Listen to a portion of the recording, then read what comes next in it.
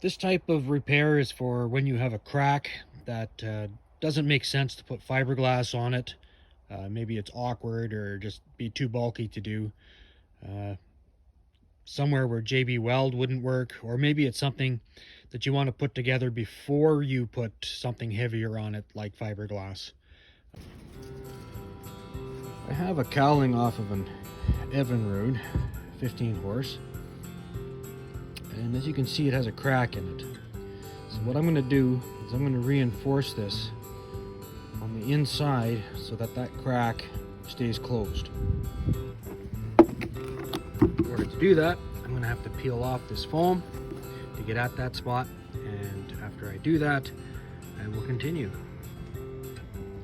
You can see the crack runs through, it goes right through to the top of the cowling there. So what I'm going to do is tear off a strip of paper towel, maybe just over an inch wide, and I'm going to get some super glue.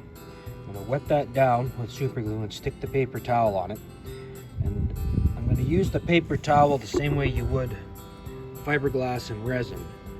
So the paper towel is going to provide the fiber, and then the glue will be the resin.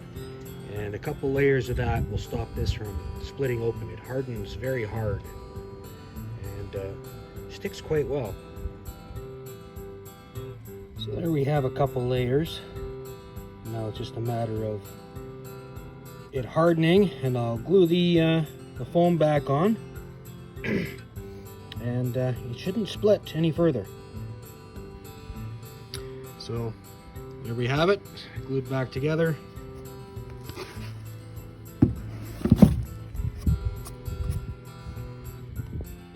It's not perfect, but it's not going to split any further. Well, it's not a fancy solution, but it's better than duct tape.